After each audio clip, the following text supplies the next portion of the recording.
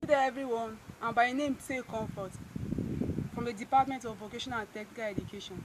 Our course for today is VT 301, which is the method of teaching in vocational and technical education. In this class, we'll be talking about welding. Welding is a process of joining two metals together by softening them with heat and then pressing, hammering, or melting them together. You see, many parts of machines, airplanes, ships, chairs are welded together. Welding is required when a permanent joint of high strength is needed. Now we have different types of welding. We have the oxyacetylene welding, we have the spot welding, we have the gas welding, and then we have the electric or arc welding. But for today, we are going to specify on the electric or arc welding.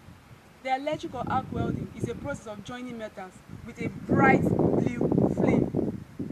Now the ends of the metals are brought together. An instance is this. The ends are brought together and then melted.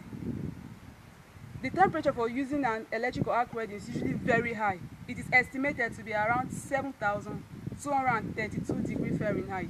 And when you want to carry out an electrical arc welding, a filler rod is also required. Now we have two methods of welding. We have the leftward welding and the rightward welding. The leftward welding is required for joining metals that are 3 mm thickness, and then the rightward welding is usually of metals of higher thickness. Before going into welding, there are some things you need to think of your safety first, because you're dealing with fire and then so many other things. The first thing you have to know is that you have to have a thorough background knowledge on welding before you go into it.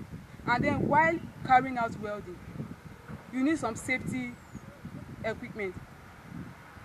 You need your safety goggles to protect your eyesight from the sharp penetrating light. You also need boots to protect you from metals on the floor. Okay, we are going to do a slight demonstration on welding. Okay, let's look at this, an example of a welded joint here.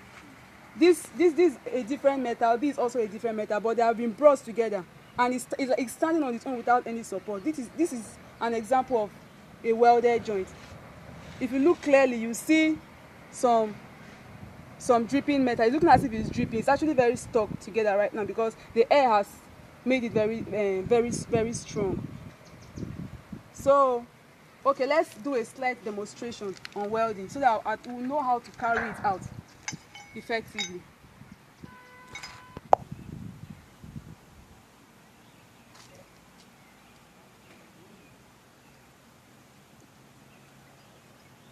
So these are the things required in order to join these pieces of metals together.